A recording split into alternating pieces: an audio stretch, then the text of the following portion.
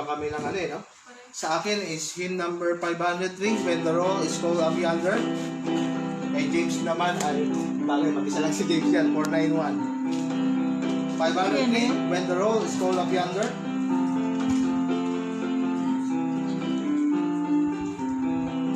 Si... What?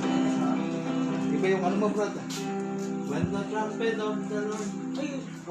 When we all get to heaven yung tugtog mo eh. Sabi ko, parang hindi ako makapasok. Naka-record pa naman na. Ang hirap mag-live. Alam, asensya na po. Dahil magkaiba po yung tugtog sa awitin namin. When the road is called up yonder, Brad. Simula na siya. Mapagpalang gabi po sa mga kapatid sa Health Supply. Ganoon din po sa Bungaran. Dalawang iglesia po yung magkasama ngayon.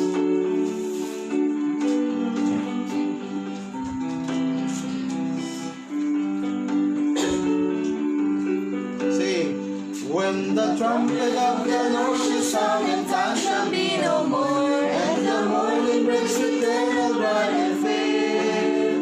When the saints from earth shall gather over on the other shore, and the roll is called up yonder, I'll be there.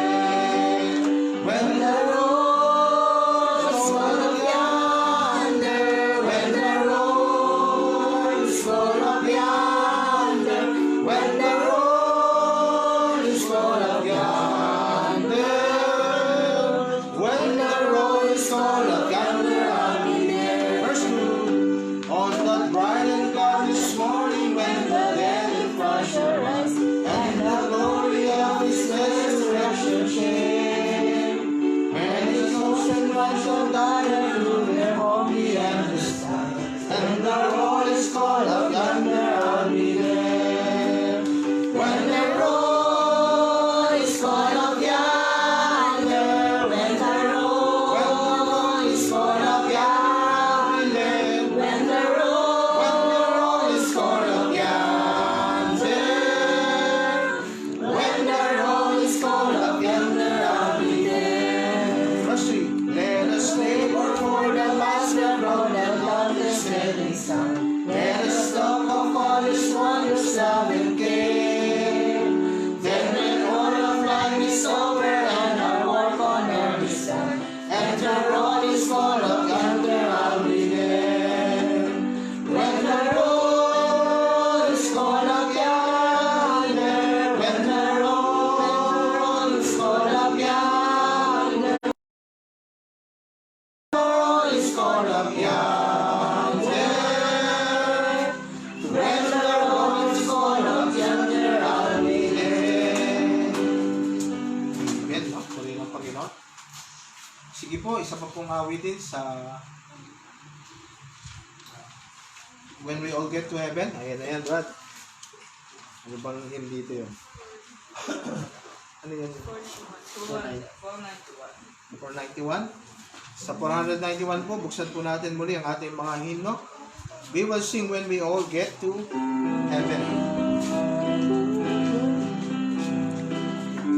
Lahat po ng mga verses, awitin natin mga kapatid.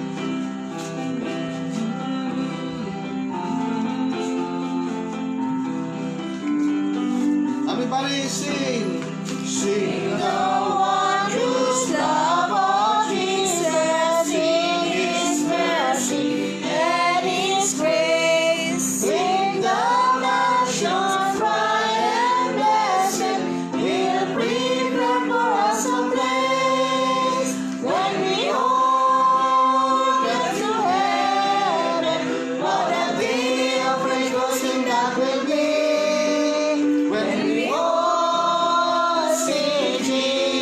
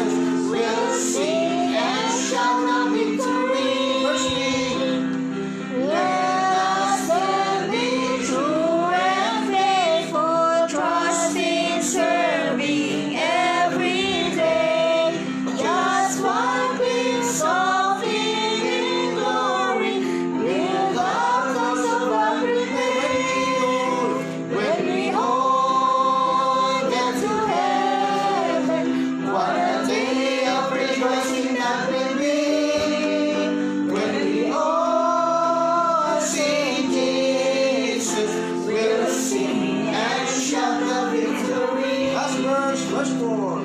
Onward to the rise before us, soon His beauty will behold. Soon the pearly gates will open, we shall tread the streets of gold. Everybody sing. When we all get to heaven, what a day of rejoicing that will be. When we all see Jesus, we'll sing and shout the victory. Shout the victory. Amen. Purihin ang Panginoon. So, mapagpalang umaga po. Ay, umaga. Nasanay na. Mapagpalang gabi po sa bawat isa sa atin. Ito na naman po tayo sa, hindi na po recorded message, kundi na naka-live streaming po tayo. So, bago po natin ipahayag ang salita ng Panginoon, inanyaya ko po muna na iyo po natin muli ang ating mga ulo. At damin po natin muli ang presensya ng Panginoon at nawa ang Panginoon ang siyang mamuna sa ating pagtitipon. Shall we pray? Aming Diyos na makapangyarihan sa lahat, pinupuri ka namin at dinadakila. O Diyos, napakabuti po ninyo na sa gabing ito ay niloob nyo na kami magtipon, bagamat patuloy pa rin na hindi inaalaw ang pagtitipon. Subalit sa mga panahong ito ay kami lamang po ng mga mahal sa buhay, mga kapatiran, magpapamilya po lamang sa lugar na ito. At sa inyo pong pangalan kami ay nagtitipon. Unang-una kami po humingi ng patawad sa lahat ng aming mga nagawang pagkakasala, maging ang aming mga pagkukulang, maging ang aming mga kahinaan. O Diyos, dalangin namin, Panginoon, kayo nawa ang siyang manguna sa amin. At kayo lamang po ang maitaas, ang pangalan nyo lang ang maparangalan. Muli nyo pong langisan ang labi ng inyong mga lingkod at gamitin nyo lamang po ako. At kayo nawa ang magdala ng mensahe, Panginoon. Maging instrumento lamang po ang inyong lingkod. Muli po, ang papurit parangal ay binabalik lamang namin sa inyo sa pangalan ng Panginoong Hesus. Lahat po ay magsabi ng Amen. So, purihin ng Panginoon, no? Marami pong live streaming po ngayon. Nagkakasabay-sabay po yung mga streaming. Pero praise the Lord kasi yan po ang kagandahan, no? Yan po yung mga positibong bagay na nakikita natin ngayon na marami tayong nakakapakinig ng mga salita ng Panginoon din po sa mga Facebook natin. At napakabuti ng Panginoon, no? Pag tinignan natin yung mga positive na side, makikita pa rin na natin na napakadakila talaga ng Panginoon sa kabila ng mga nangyayari sa panahong kasalukuyan. So mag-recap lamang po tayo sa mensahe natin nung kasi po ganun po ang ginagawa kong mensahe. Inuugnay ko po na parang nagiging teleserye yung pagpapayag ko po ng salita ng Panginoon. So ano ba yung pamagat ng mensahe kanina, no? It is about frontliners, no? Sabi ko nga, nagbigay ako ng 3 Ks para ipahayag o para magbigay ng description doon po sa mga frontliners, no? Sila po ay meron 3 K, no? Ano po 'yon? Sila po ay merong katapatan. Pangalawa, sila po ay merong kagandahang loob. At pangatlo, meron po silang katapangan. Ang totoo nga po, ang hindi po maalis sa isip ko, yung sagot po ni Uriah nung tinanong siya ni Haring David na bakit hindi ka bumaba sa iyong bahay at hindi mo tinabihan ng iyong asawa? Di ba, alam naman natin yung kanyang layunin na mapagtakpan, no, to cover up his sins, no? Pero tingnan niyo po yung sagot nitong si Uriah, no? Ang sabi niya, gagawin ko bang tumabi sa aking asawa at habang nakikipaglaban yung aking mga kasamang mga sundalo? So hindi ko yun gagawin, sabing gano'n ni Uriah. So naandun po yung kanyang kagandahang loob, yung pagmamalasakit. At syempre naandun po yung kanyang katapangan nung sumunod siya na pumunta doon sa unahan, doon sa forefront, sa hottest battlefield. So yan po yung tinalakay natin kanina. Ngayong gabi naman, ipapayag ko po yung tinatawag po, pinamagatan ko po yung mensahe na the agenda of the Antichrist. Siguro iisipin nyo bakit yan yung nakuha ko pong topic, the agenda of Antichrist. Dapat kasi yung topic na second coming or the rapture, dapat lecture type. Pero alam niyo po, ito nga po yung challenge ko sa akin sarili na makapagbigay ako ng in 30 to 35 minutes, may ipahayag ko po itong topic na ito about the rapture or the second coming of Christ. Hirap po ng gagawin natin ngayon kasi papaikliin natin yung mensahe na napakahaba. Pero ipag-pray niyo po ako, isama niyo po ako sa inyong mga panalangin at habang ito po ay aking pinapahayag. So the agenda of Antichrist, yan po yung pamagat ng mensahe. So kung kayo po ay may mga Biblia or you have Bible apps with you, just open your Bible apps, or mas maganda po talaga, meron tayong Biblia sa 2 Thessalonians chapter 2, verse 1 to 3, yun po yung aking babasahin. In the book of 2 Thessalonians chapter 2,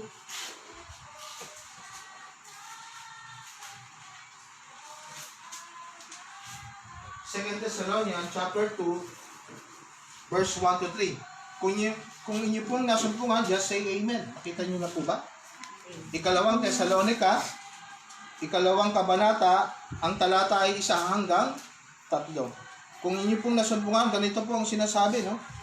In 2 Thessalonians chapter 2 verse 1 to 3. Ngayon, aming ipinamamanhik sa inyo, mga kapatid, tungkol sa pagparito ng ating Panginoong Jesucristo at sa ating pagkakatipon sa Kanya. Verse 2, upang huwag kayong madaling makilos sa inyong pag-iisip at huwag din naman kayong mabagabag, maging sa pamamagitan man ng Espiritu o sa pamamagitan ng salita o sa pamamagitan ng sulat na waring mula sa amin, na wari bagang nalalapit na ang karawan ng Panginoon. In verse 3, huwag kayong padaya kanino man sa anumang paraan, sapagkat ito'y hindi darating maliban ang dumating mula ang pagkataliwakas at mahayag ang isang taong makasalanan, ang anak ng kapahamakan. So bakit ito po ang napiling topic ng inyong lingkod? Alam niyo po, sa panahon ko sa kasalukuyan, marami pong ang mga nawawalan ng pag-asa. Alam niyo po, napakapalad natin dito sa lugar na ito. Pero kung titingnan natin sa Maynila, sa Caloocan, napakarami mga tao ang mahihirap. Marami na pong mga tao ang naubusan po ng imbak na pagkain. Dito nga nakikita ko, sabi ko, iba palang malakdan dito. Sabi ko, maganda pala yung ginawa namin na nakabiyahe kami rito. Sabi ko, parang laging mayroong panic eating. No? Maya mayroon tayong niluluto dyan. Pero mga kapatid, magkapupunta kayo ng Caloocan, ng Towerville, kung saan kami nagkakaroon ng misyon, sa Tondo, Manila. Alam niyo po, ang mga tao po doon, iba na po ang mga naiisip nila. Marami na po sa kanila ang nawawalan ng pag-asa. Kaya nga, napakatitigas ng mga ulo doon ng mga tao, kasi lumalabas pa rin sila sa kabila na nasa community quarantine tayo at under tayo ng lockdown. So marami po ang nawawalan ng pag-asa. Alam niyo po ba na meron nagtanong na sa inyong lingkod? Sabi niya, Pastor, nalalapit na ba yung second coming of Christ? Magkakaroon na ba ng rapture? Sabi ko sa kanya, kung magra-rapture, di ba ganda? Di ba we are anticipating the coming of Christ? We are looking unto the blessed hope, our Lord Jesus Christ. Sabi niya, Pastor, parating na ba ang Panginoon? Kaya po itong binasa natin kanina, kung babalikan po natin ito sa 2 Thessalonians chapter 2, verse 1, ganito po ang sinasabi, Ngayon, aming ipinamamanhik sa inyo, mga kapatid, tungkol sa pagparito ng ating Panginoong Jesucristo at sa ating pagkakatipon sa Kanya. Yung pagkakatipon, it talks about the rapture, about the second coming of Christ.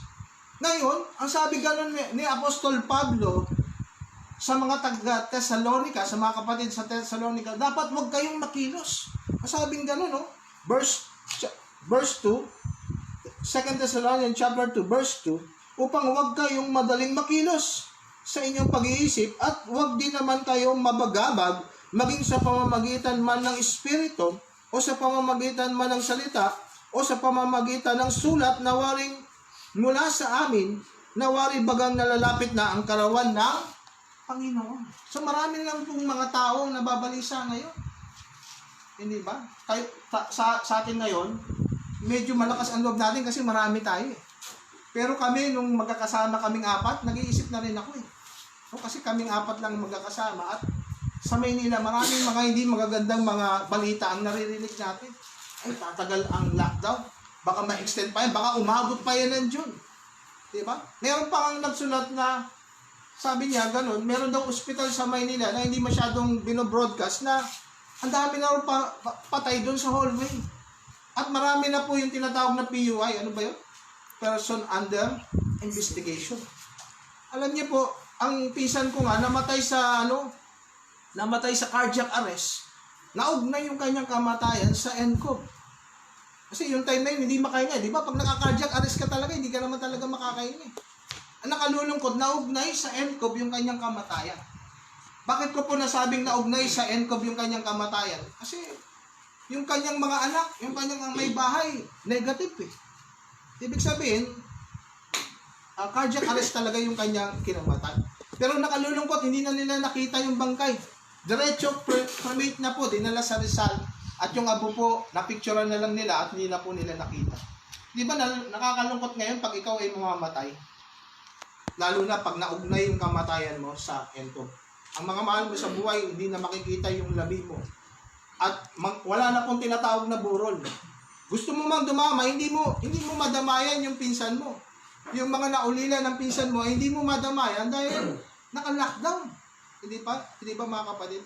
So sa panahon kasalukuyan po ay marami na po nawawalan ng pag-asa. Kaya nga ito, no, sa binasa natin, sa panahon pa lang nila Apostol Pablo sa Thessalonica, marami pong nawawalan ng pag-asa.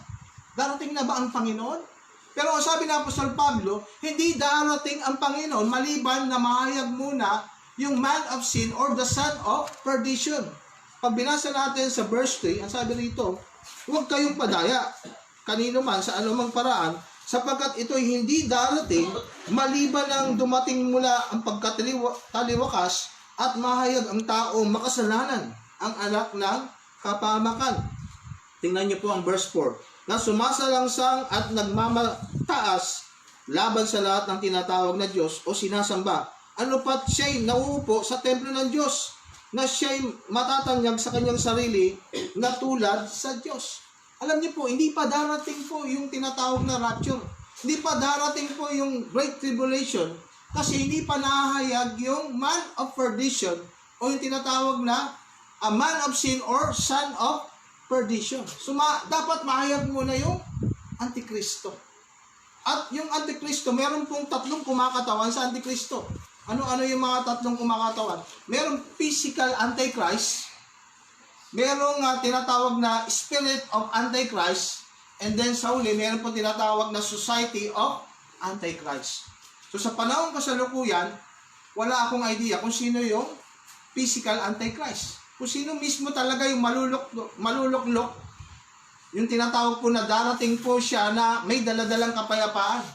Kung babasahin nyo yung Matthew chapter 24, nung mga panahon na ang mga alagad ay pinapakita yung kagandahan ng templo, ang sabi ng ating Panginoon, walang bato dyan na hindi mabubuwal.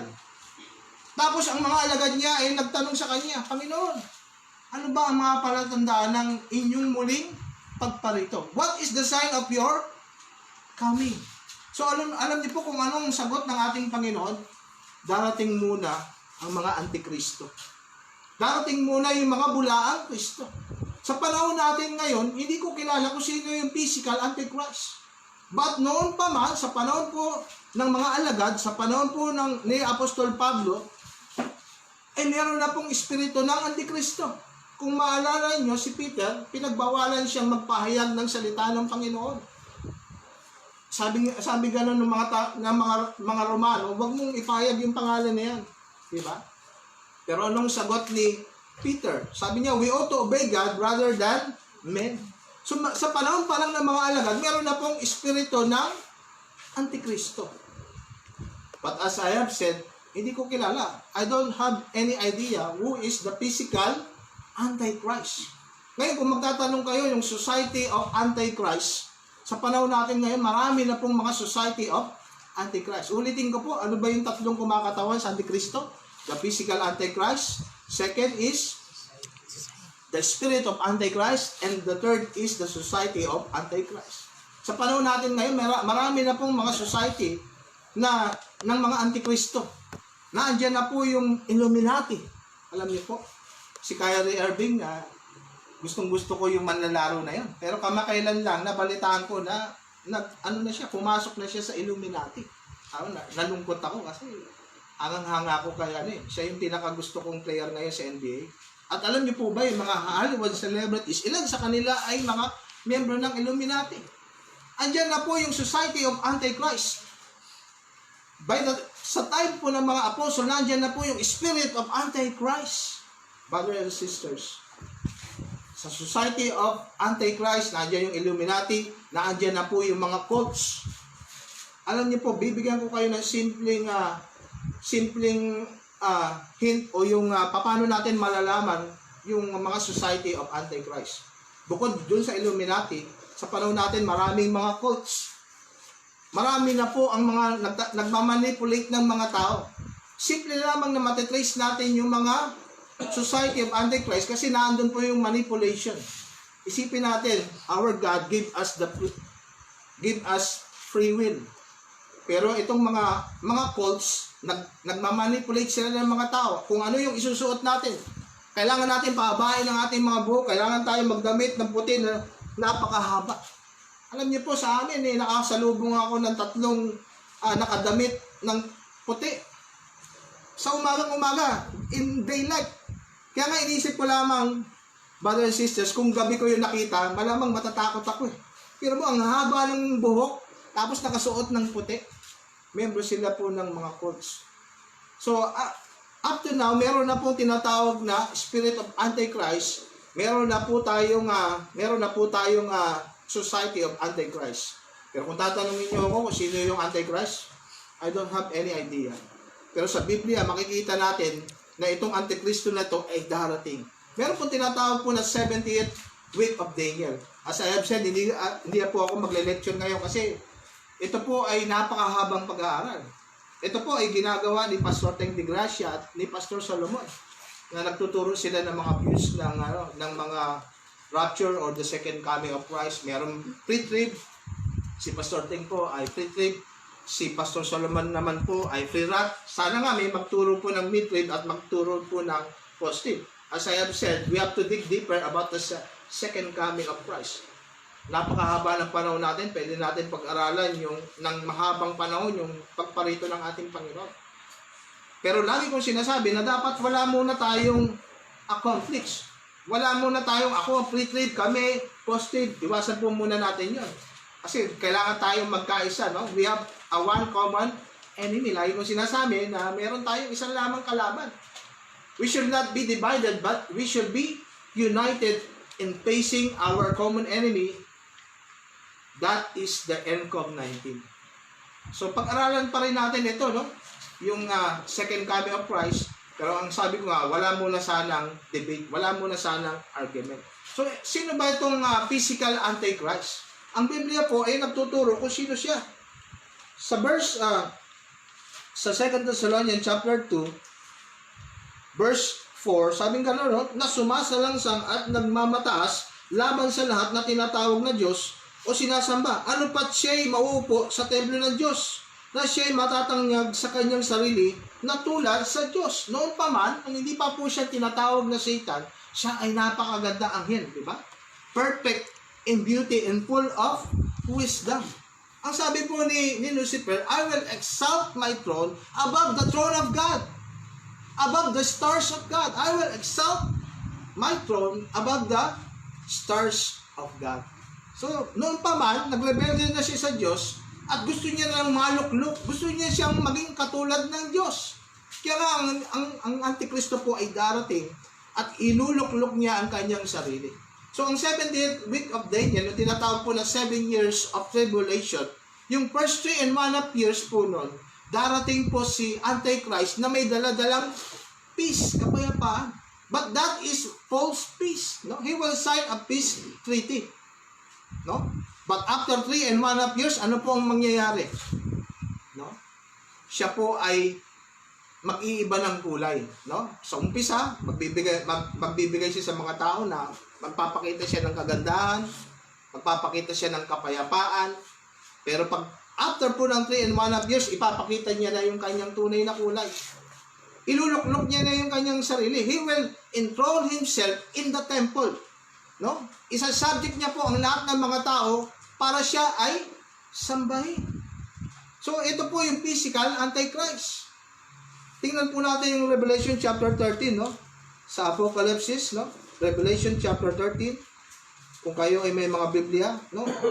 Ilan lamang ito para may describe natin kung sino po yung physical Antichrist. Sa Revelation chapter 13, merong ilan dito na tumutukoy sa Antikristo. Sa verse, Revelation chapter 13, verse 3, after 3.5 years ng pagkakahayag sa kanya, mamamatay pala itong Antikristong ito. Revelation 13 verse 3 says, sa wikang atin, at nakita ko ang isa sa kanyang mga ulo na waring sinugatan ng ikamamatay, at ang kanyang sugat na ikamamatay ay gumaling, at ang buong lupay ng gilalas sa hayop. Yung sinasabing hayop rito, that is the beast. The beast is the Antichrist. So after 3.5 years pala, mamamatay po siya at muli siyang mabubuhay. Bakit? Hindi ba gagayahin niya ang ating Panginoong Jesucristo? Di ba? Antichrist means against Christ or taking the position of Christ.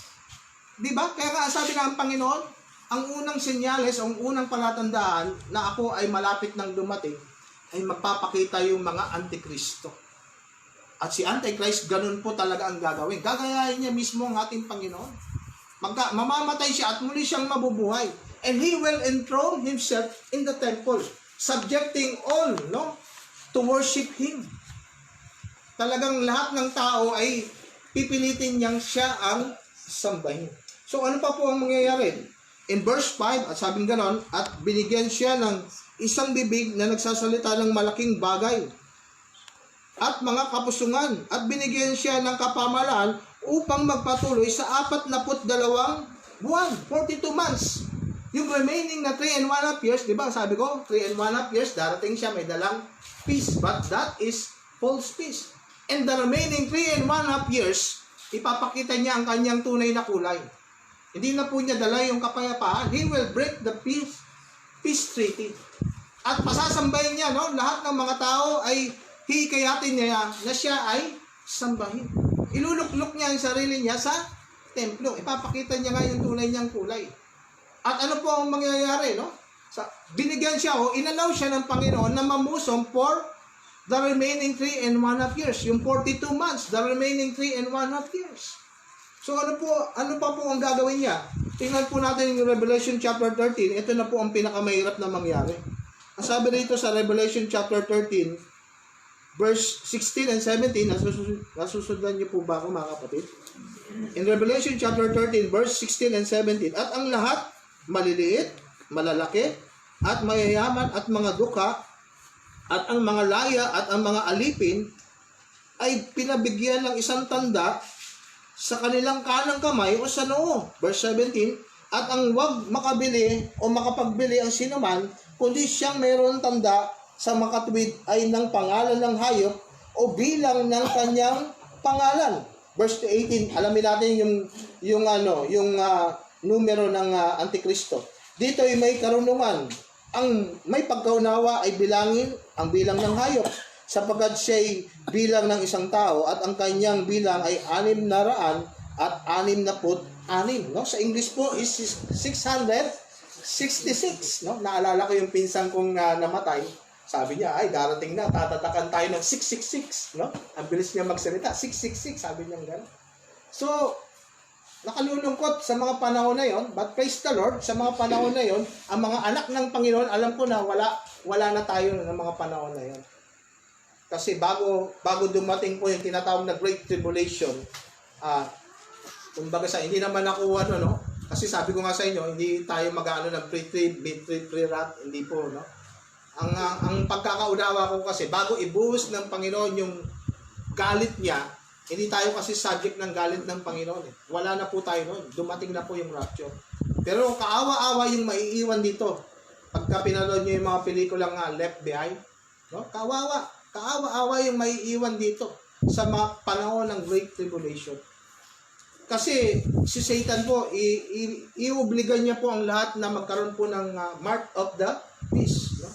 Pero hindi yun siguradong literal na 666. Bakit?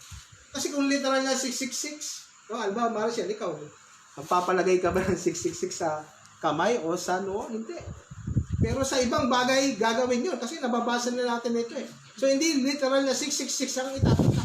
Kaya nga iniisip ko, pagka inobliga na tayo na, alam nyo, meron pong nag-obliga sa ibang bansa na magkaroon po ng tinatawag po na national ID. Supposed to be tayo sa July 2020, magkakaroon dapat tayo ng national ID. Pero darating pala ang panahon na magkakaroon pala ng tinatawag na cashless society. Ang mga tao ay meron na pong tatak, no, dito sa noo o meron na pong chips dito sa kamay at wala na pong perang gagamitin. One more religion and one more government na po ang mangyayari, yung tinatawag na cashless society. At isa na lang po ang talagang kinikilala noon, walang iba kundi ang Antikristo. At ang mga panahon na yon, sa mga panahon nga lang natin, di ba? Hindi ka makakabili kung wala kang quarantine pass, di ba? Pero pag may quarantine pass ka, malaya kang makakabili. Pero sa mga panahon ngayon, kung wala kang tatak ng yung tinatawag na Mark of the Beast, hindi ka pwedeng bumili at hindi ka makakapagbenta. Di ba? Sabi doon sa Revelation 13 verse 16 and 17. So sa panahon pa lang natin ngayon napugulumihanan na tayo, nababagabag na tayo sa mga nangyayari sa mga panahon kasalukuyan. Paano pa kaya pag dumating po itong physical na Antichrist? So, isusunod na po natin yung agenda of Antichrist. Kasi, sabi ko nga sa inyo, wala akong idea kung sino yung physical Antichrist. Pero sa panahon natin ngayon, sa panahon ng mga alagad, ay nandun na po yung espiritu ng Antichrist. Sa panahon natin ngayon, ay meron ng Society of Antichrist. Ngayon, ang pag-uusapan natin kung ano ang kanyang magiging agenda. So, meron 3 bagay lang ang isi-share ko sa inyo ngayong gabi. 3 agenda ni Antichrist. So, ang unang-unang agenda ni Antichrist is anti-God. So, sabi ko nga sa inyo, yung Antichrist means against Christ or take the position of Christ. Because he wants himself to be worshipped. So, ang unang-una niyang agenda, he is anti-God. No? Laban siya sa Diyos. Kaya nga sa panahon natin ngayon, marami ng mga atheists. Diba? Ano ba yung mga atheists? Hindi sila naniniwalang may Diyos. Meron na pong mga komunista. Diba? Nakalulungkot kapag ikaw ay pinanganak sa communist country, katulad ng North Korea. Bawal doon po ang mga Hollywood movies. Kailanman yung mga tao doon ay hindi nakakapanood ng mga love story. Diba? Sila po ay manipulated by their government. Wala pong kwentong love story doon. At lagi nilang meron lamang po silang isang istasyon, yung gobyerno. Isang istasyon lang tayo. Ilan po ang istasyon natin? Meron pa tayong cable. Pero sila isa lamang na istasyon, government channel po. Kaya nakakaawa-awa ang mga tao ron. Noon pa man meron na pong nag-i-exist na po yung anti-God. Ang mga yung mga tao sa North Korea ay hindi naniniwalang may Diyos. Yung mga komunista pong bansa ay hindi naniniwalang may Diyos. Yung China, yung Russia, di ba? Ilan yan sa mga komunistang bansa. So ang agenda ng Antikristo ay ipalaganap yung mga tao, ilagay sa ulo ng tao na walang Diyos. O kung meron man Diyos, kailangan nilang kalabanin ang Diyos. So sa panahon natin, nag-i-exist na po yung spirit of Antichrist. Naandyan na po yung against God, anti-God. Hindi ba? Pangalawang agenda po is anti-generation. Ano po ba yung anti-generation? Ano po bang bansa ngayon meron pong tinatawag na one-child policy? Hindi ba? Anong bansa? Di ba yung China? Inano nila yung tinatawag na one-child policy. Ano bang bansa yung meron tinatawag na depopulation? Kaya nga iniisip ko, baka totoo nga yung conspiracy na sinasabi na itong nCoV-19 ay nilikha as a biological weapon. Kasi may nagsulat sabi niya, ginawa yung nCoV-19 para mabawasan yung populasyon. Hindi ba? So this is anti-generation. This is the agenda of the Antichrist. So ano yung unang agenda niya? Anti-God. And second is anti-generation.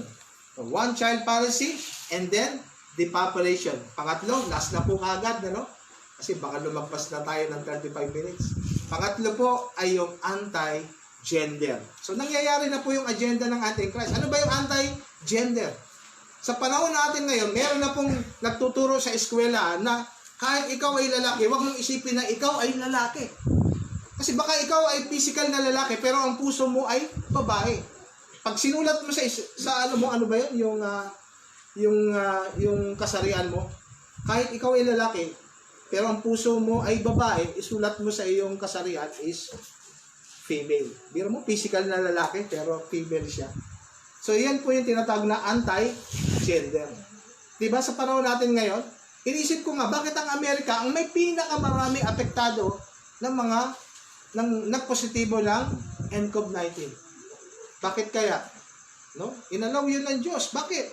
Sa mga nakalipas na mga taon, inalaw ng bansang Amerika na bawat estado, maraming mga estado na pinayagan po yung same-sex marriage. Kaya nga iniisip ko po, baka ito yung isa sa consequence kung bakit hinayaan ng Panginoon na marami sa kanila ang magkaroon ng sakit na COVID-19. Kasi ng mga nakalipas na mga taon, pinayagan nila yung same-sex marriage. Diba? Kaya nga, yung mga kapatid natin sa Amerika, nagkaroon tayo ng hindi na po tayo 21 doctrinal statement, kundi 22 doctrinal statement na po tayo. Yung 22 doctrinal statement natin ay nakasaad doon na tayo ay naniniwala na ang dapat na ikakasal ay ang babae at lalaki lamang. Kasi ang Diyos, He created male and female. So meron po silang pagkakataon na huwag ikasal yung mga same-sex marriage.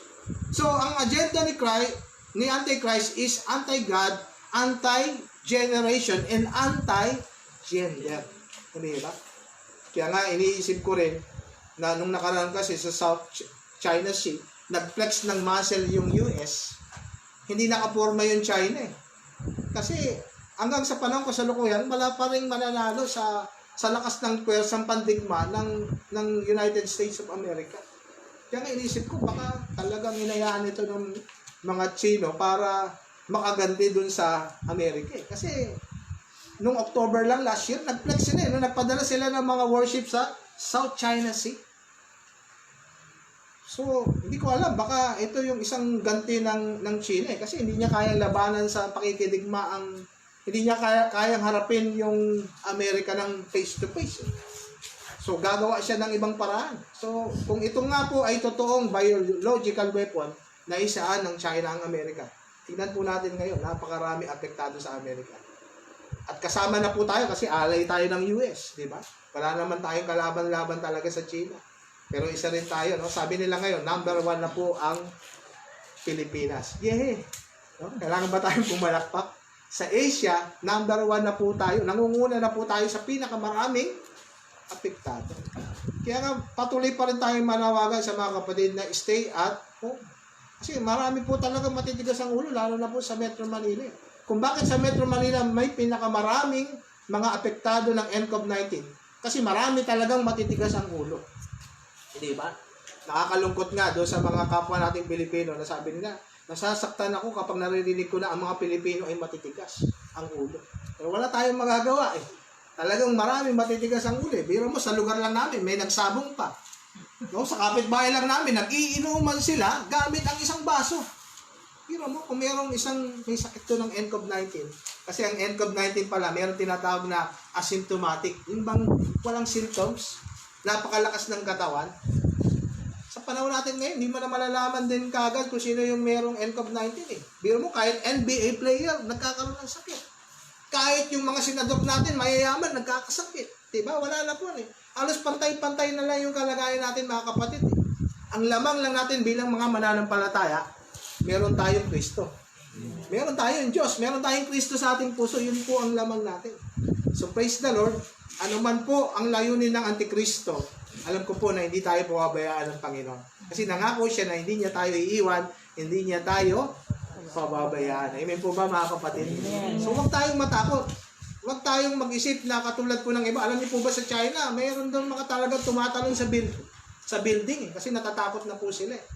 May mga nagpapatiwakal talaga eh. Ngayon, pag tumagal itong nawa, hindi naman sana mangyari, pero pagka iniisip ko kung tatagal itong lockdown, yung mga maraming mga kababayan natin na mga may hirap, eh, magkakaroon po talaga ng kaguluhan. Kasi magugutom eh. Ang tao kasing nagugutom, hindi na po nakakapag-isip ng maayos. Amen po ba? Kaya nga, pag ano, lalabas yan. Kahit lockdown yan, lalabas na sila. Bakit? Magugutom na sila eh. Hindi ba? Ikaw ba bilang magulang may makita kang anak na umiiyak dahil sa sobrang gutom? Hindi ka ba lalabas ng bahay? Hindi ba? At ano po ang mangyayari? Yung mga tao, maaaring lumaganap na yung krimen. Magnanakaw na po yung tao. Kasi yan po yung kahinaan natin.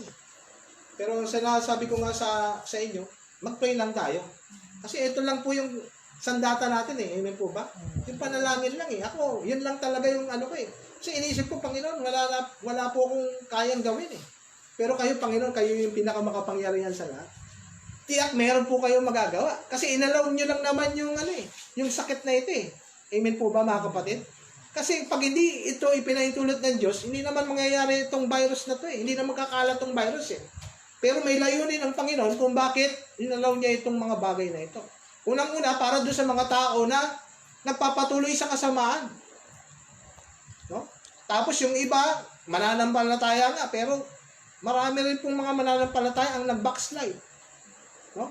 Pangalawa, sa atin bilang mananampalataya, sinusubok yung ating pananampalataya. Magpapatuloy pa ba tayo maglilingkod sa kabila na nararanasan natin itong mga ganitong mga bagay? Nawa, magpatuloy tayo mga kapatid. Amen po ba? Maraming pong salamat. Tayo po yung panalangin. Diyos na makapangyarihan, minsan pa kami ay lumalapit sa inyo. Tinataas namin ang inyong dakilang pangalan. Salamat po sa mga salita ninyo na aming binuksan. Salamat po ang inyong abang lingkod ay ginamit nyo. At tunay nga na, ang pangalan nyo lang po ang tinataas. Kayo lang po ang aming dinadakila, Panginoon. Kami po ay nagpapahayag lamang at dala-dala namin ang inyong mga salita. O Diyos, kayo nawa ang manguna sa amin. Kung inyong loloobin, wala pong imposible sa inyo. Napaikliin nyo po o hindi na po ma-extend po ang community quarantine. Ama, tulungan nyo po ang mga mamamayan namin sa aming bansa na maging masunurin sa lockdown, na manatili sa mga kanya-kanyang tahanan. Nang sa ganon, hindi na po ma-spread ang virus na ito, Panginoon. Ama, kayo lamang po ang patuloy namin tinataas at marapat lang na may balik sa inyo ang papuri at parangal.